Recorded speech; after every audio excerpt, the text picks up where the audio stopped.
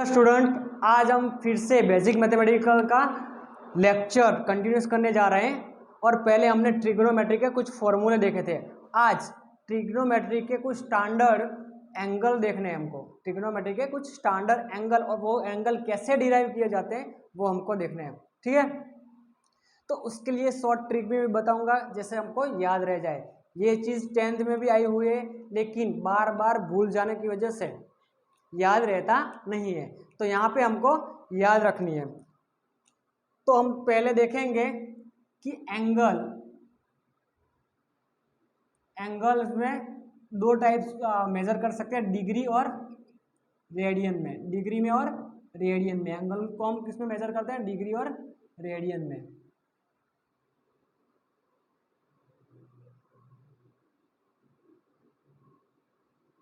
Degree और radian में, ठीक है। तो पहले ऊपर डिग्री में लिखेंगे, बाद में रेडियन में। ये रेडियन में, यानी कि एंगल 0 से लेके 30 डिग्री, यानी कि 0 रेडियन 0 क्या होता है? 0, और 30 क्या होता है? π/6। उसके बाद 45 डिग्री, उसका रेडियन क्या होगा? तो π/4। फिर 60 डिग्री, उसका रेडियन क्या होगा? π/3। और उसके बाद 90 डिग्री का क्या होगा? 2 रेडियन। π/2 रेडियन। आगे का बाद में देखेंगे। अब इन स्टैंडर्ड एंगल का वैल्यू हम कैसे डिराइव करेंगे? तो पहले हमको कॉस और साइन के वैल्यू याद रखने, बाकी के सबको वैसे ही डिराइव कर लेंगे। तो पहले हम साइन थीटा की अलग अलग वैल्यू डिराइव करते हैं। तो साइन की जब भी वैल्यू डिराइव करें तो ये चीज़ याद रखनी है, साइन इक्वल टू रूट में हम लेंगे 0, 1, 2, 3 और 4। 0, 1, 2, 3 और 4, यानी कि 0 होगा, 0 एंगल इंडिकेट कर रहा है। यहाँ पे 30 डिग्री हम मान के चलेंगे, इसको हम 60 डिग्री मान के चलेंगे, सॉरी 45 डिग्री मान के चलेंगे, और इसको 60 डिग्री मान के चलेंगे, और इसको 90 डिग्री मान के चलेंगे। ओके, और इसको डिवाइड बाय 2 कर देना है, डिवाइड बाय 2 कर देना है। अब चलो हम डिराइव करते हैं कि साइन 0, यानी कि साइन 0 का वैल्यू कितना होगा? साइन 0 का वैल्यू क्या होगा? तो हम देखते हैं कि 0 का रूट क्या होगा? 0। तो 0/2 क्या हो जाएगा हमारा? 0। तो साइन 0 की वैल्यू क्या आ जाएगी? 2। इसके बाद साइन 30 की वैल्यू हमको फाइंड करनी है। तो कैसे फाइंड करेंगे? तो साइन 30 क्या है? रूट 1/2। 1 का रूट क्या होता है? 1। तो यहाँ क्या हो जाएगा? 1/2, यानी कि इसका वैल्यू आएगा 1/2। उसके बाद हम साइन 45 की वैल्यू फाइंड करनी है। तो कैसे फाइंड करेंगे? तो साइन 45 के नीचे क्या है? Root 2 divide by 2। तो रूट 2 से मल्टीप्लाई करेंगे तो क्या आ जाएगा? रूट कैंसल, तो 1/√2। क्या आ जाएगा? 1/√2। तो यहाँ पे 1/√2 हमारा आ जाएगा। ठीक है, उसके बाद देखेंगे हम साइन की वैल्यू 60 की। साइन 60 की वैल्यू देखें तो कैसे डिराइव करनी है 60 की वैल्यू? तो यहाँ पे क्या है? √3/2। तो डायरेक्ट क्या हो जाएगी? √3/2, क्योंकि √3/2 करना है। 60 कहाँ पे? यहाँ पे। तो √3/2 करना है, तो आ जाएगी वैल्यू। उसके बाद हम साइन 90 की वैल्यू फाइंड कर रहे हैं। तो साइन 90 क्या होगा? तो साइन 90 क्या है? √4/2। 4 का रूट क्या होता है? 2। 2 कैंसल, तो क्या होगा? 1, यानी कि साइन 90 का वैल्यू क्या होगा? 1। चलो, ये तो आ गया, एकदम इजी है, याद रखना है यही चीज़। अब कॉस की बात चल रही है। कॉस की बात हो तब, जब कॉस की बात हो तो उल्टा चलता है कॉस। साइन से क्या होगा? उल्टा। जो हम साइन के बारे में बात करें वो क्या होगा? कॉस में उल्टा, यानी कि कॉस के एंगल फाइंड करने हमको, तो करेंगे 4, 3, 2, 1 और 0, ऐसे 4, 3, 2, 1 और 0। ये वाला होगा 0 एंगल, ये वाला 30 एंगल, ये वाला 45 डिग्री, ये वाला 60 और ये वाला 90 डिग्री। ठीक है, तो कॉस में क्या हो जाता है? उल्टा हो जाएगा। कॉस में क्या हो जाएगा? उल्टा। तो चलो देखते हैं कि कॉस 0 की वैल्यू क्या आएगी। कॉस थीटा 0 की वैल्यू हमको क्या मिलेगी? तो देखते हैं। तो यहाँ पे क्या होगा? Divide by 2। तो √4 डिवाइड बाय 2, यानी कि 2 गेट कैंसल, यानी कि 1।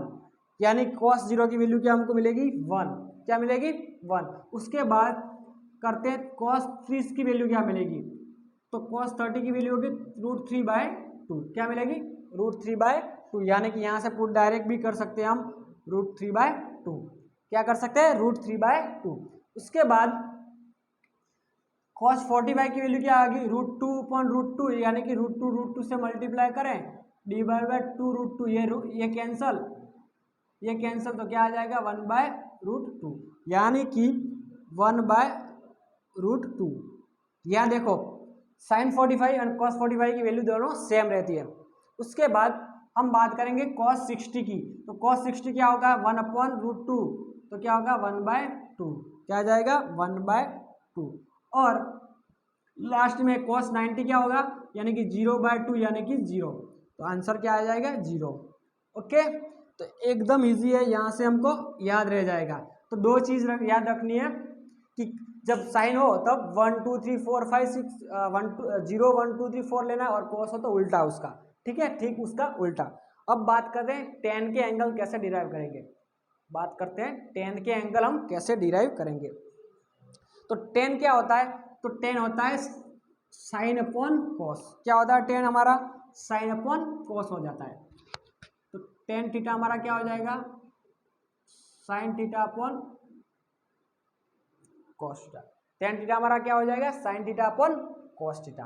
चलो तो अब क्या करनी है हमको, टेन की वैल्यू फाइंड करनी है, टेन थीटा की वैल्यू फाइंड करनी है। तो कैसे करेंगे, तो जो साइन की वैल्यू डिवाइड बाय कॉस की वैल्यू कर देंगे तो हमको टेन 0 की वैल्यू मिल जाएगी।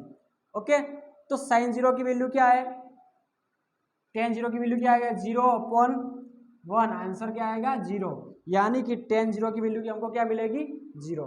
उसके बाद हम देखते हैं टेन 30 की वैल्यू क्या होगी, तो साइन अपॉन कॉस, यानी कि 1/2 अपॉन √3/2, 2 कैंसल, तो क्या आ जाएगा 1/√3, क्या आ गया 1/√3। उसके बाद बात करते हैं 45 की बात करते हैं। तो 45 क्या होता है साइन 45 1/√2, और कॉस 45 भी क्या होगा 1/√2, ये कैंसल, ये कैंसल, क्या आएगा आंसर 1, यानी कि आंसर क्या आ जाएगा हमारा 1। उसके बाद टेन 60 की बात करें तो टेन 60 क्या होगा साइन अपॉन कोस, तो साइन 60 की वैल्यू क्या है √3/2, और कॉस 60 की वैल्यू क्या है 1/2, 2 कैंसल, तो √3, तो हमारा आंसर क्या आएगा √3। उसके बाद टेन 90 की वैल्यू क्या आएगी, तो 1/0, 1/0 क्या आता है इन्फिनिटी, 1/0 क्या आ जाएगा हमारा इन्फिनिटी। तो टेन 90 की वैल्यू क्या होती है इन्फिनिटी, क्या होगी इन्फिनिटी। ओके, अब को हमको देखना है उसके बाद कोसेक सेक और कॉट की बात करेंगे, हम कोसेक सेक और कॉट की बात करेंगे। तो हम यहाँ पे कॉट थीटा बात करेंगे। तो कॉट थीटा क्या होता है, कॉट थीटा क्या होता है टेन थीटा का रेसिप्रोकल, क्या होता है टेन थीटा का रेसिप्रोकल, यानी कि cot theta equal to 1/tan theta, क्या होगा cot theta equal to 1/tan theta, क्या होगा 1/tan theta. Okay, 1/tan theta. तो जब भी cos 0 की वैल्यू फाइंड करें तो 1/10 कर देना है, cos की बात की 1/10, यानी कि 1/0 क्या आ जाएगा हमारा, तो आ जाएगा इन्फिनिटी। उसके बाद 1/1 √3 क्या आ जाएगा हमारा, तो √3 आ जाएगा। उसके बाद 1/1 क्या आएगा, 1/1 क्या आ जाएगा हमारा 1, यानी कि 1। ओके, उसके बाद हमारा बात करें तो 1/√3, यानी कि आंसर क्या आएगा 1/√3, क्या आ जाएगा 1/√3। ओके, इसके बाद cot 90 की बात करें, cot 90, तो cot 90 क्या है 1/10 रखना, 10 क्या है 1/∞, तो 1/∞ क्या हो जाएगा 0, यानी कि यहाँ पे हमारा आंसर आएगा 0। ओके, उसके बाद हमको देखना है कोसेक और सेक, यहाँ पे कोसेक थीटा देखना है हमको। क्या देखना है? कोसेक थीटा देखना है। क्या देखना है? Cosec theta. चलो कोसेक थीटा क्या होता है? कोसेक थीटा क्या होता है? कोसेक थीटा होता है साइन थीटा का reciprocal 1/sin theta. Cosec theta क्या होता है? साइन थीटा का रेसिप्रोकल। तो साइन की जो वैल्यू है उसको उल्टा कर देंगे तो हमको कॉस की वैल्यू मिल जाएगी, यानी कि कॉस सेक 0 क्या होगा? तो साइन 0 क्या आता है? 1/0 यानी कि इन्फिनिटी। तो क्या हो जाएगा? इन्फिनिटी। क्या हो जाएगा? इन्फिनिटी। उसके बाद हमको देखना है कि कोसेक, इसके बाद हमको देखना है कि कोसेक 30 डिग्री क्या होता है? कोसेक 30 डिग्री क्या होता है? तो क्या होगा? 1/1/2 यानी कि 2। क्या आंसर आएगा? 2। उसके बाद कोसेक 145 क्या होगा? तो 1/1/√2।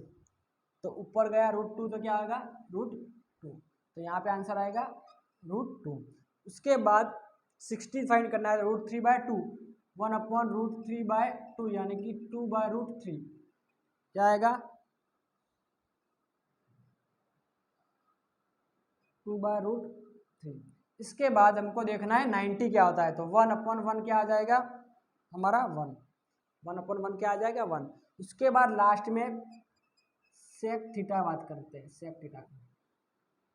इसकी बात करते हैं सेक थीटा की। तो सेक थीटा क्या होता है?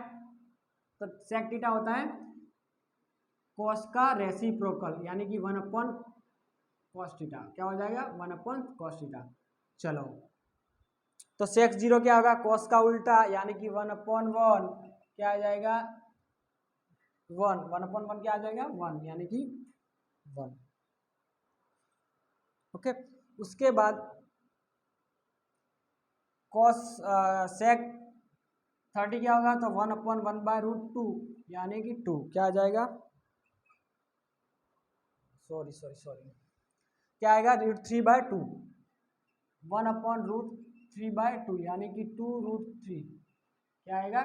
2√3 यानी कि 2√3। उसके बाद 60 की बात करें तो cos 60 क्या है? तो 1/2 यानी कि सीधा 2। और लास्ट में क्या होगा? 0 यानी कि 1/0 इक्वल टू इन्फिनिटी यानी कि। इतने तो हमको आ गए। सिर्फ साइन और कॉस कैसे डिराइव करते हैं वो देखना है, उससे बाद तो ये सब तो वैसे ही डिराइव हो जाएंगे। अब देखना है आगे वाले कुछ एंगल्स, आगे वाले कुछ एंगल्स।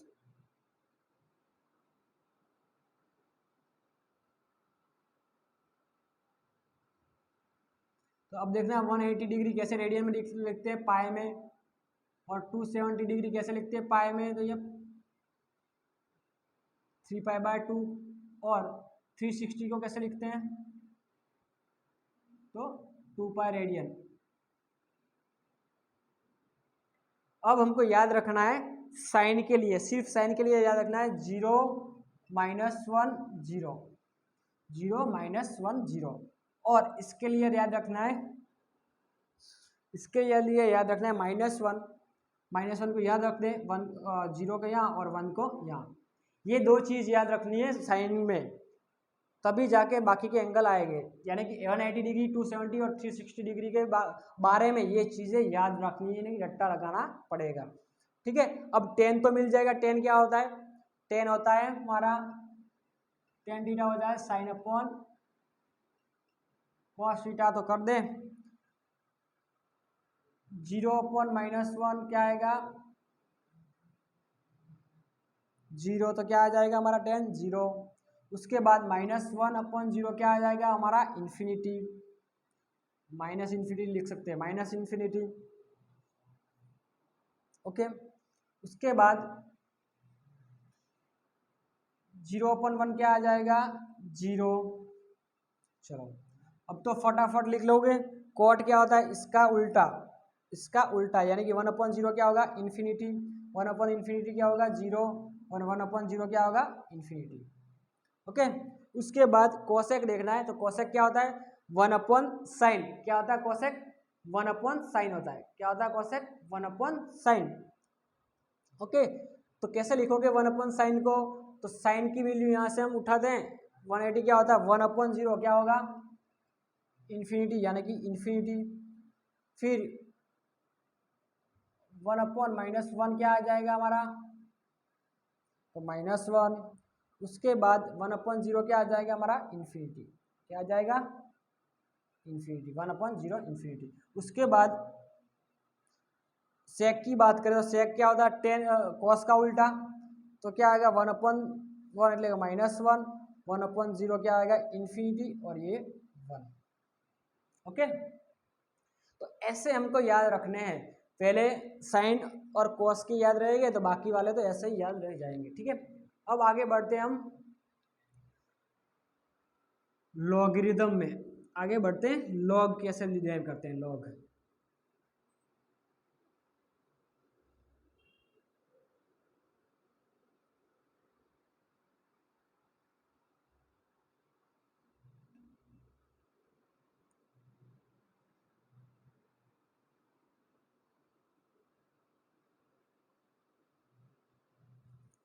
तो लॉग में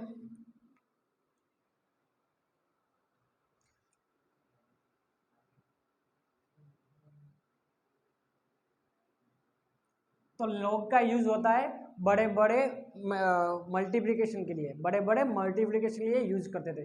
लेकिन यहाँ हमारे फिजिक्स में बेसिक लॉग का सबसे ज़्यादा यूज होता है, बेसिक लॉग का सबसे ज़्यादा यूज होता है।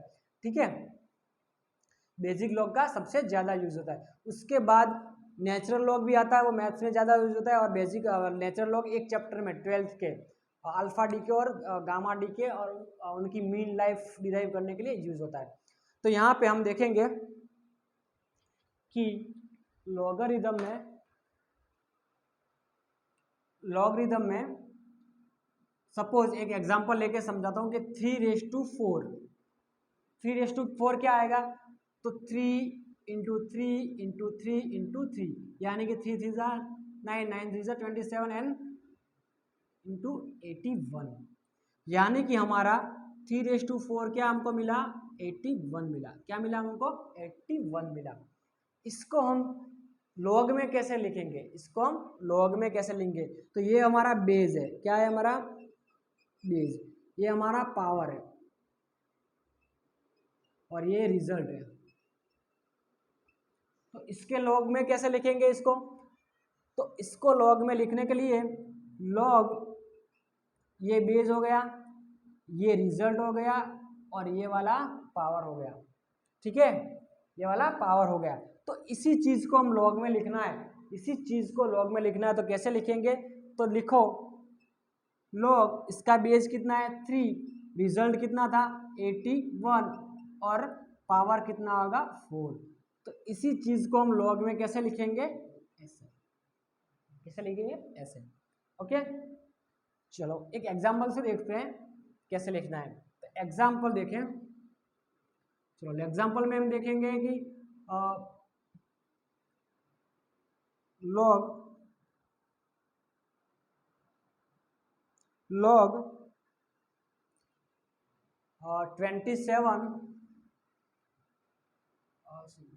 log 5 125 equal to x.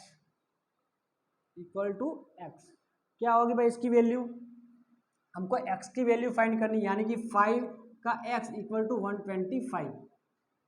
तो x क्या होगा हमारा, x क्या होगा तो क्या होगा x, तो कितनी बार 5 को मल्टीप्लाई करोगे तो 25 मिलेगा 125, यानी कि 5 5 5 इक्वल टू 125 यानी कि 3 आएगा।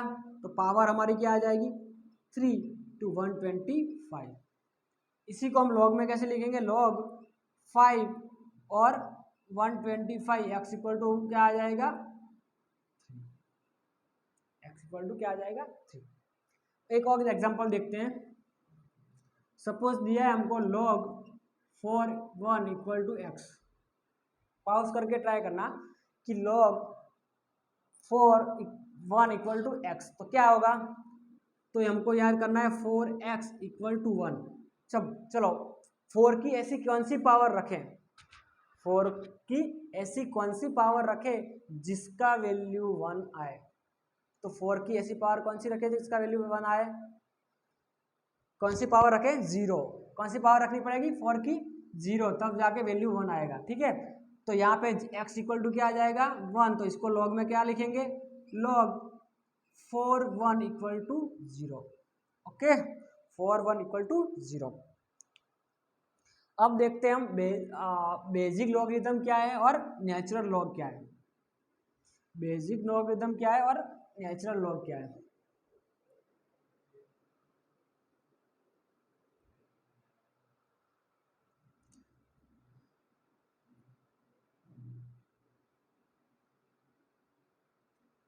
तो बेसिक लॉग क्या होता है, बेस 10 को हम बोलेंगे बेसिक लॉग, यानी कि लॉग का जो भी बेस होता है 10 उसको हम बेसिक लॉग बोलते हैं। और ये सबसे ज़्यादा फिजिक्स और केमिस्ट्री में यूज होता है। ठीक है, सबसे ज़्यादा हमारा यूज होगा लॉग 10, बेस 10।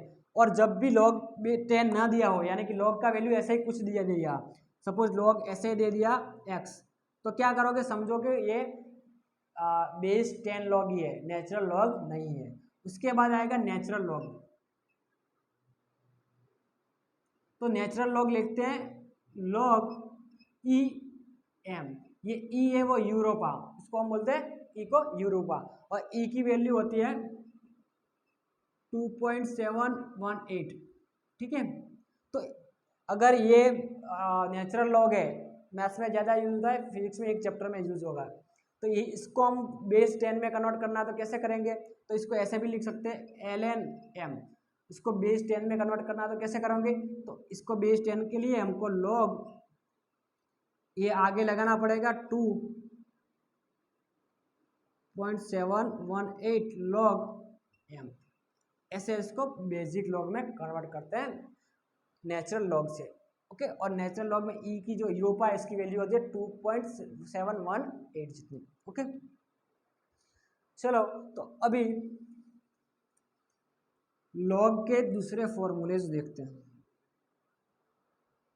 तो लॉग के फॉर्मूले, अगर लॉग ए m इंटू एन हो, यानी कि प्रोडक्ट फॉर्मूला इसको बोलते हैं, लॉग m इंटू एन हो तो क्या करना है हमको, तो log a m plus log n लिख सकते हैं।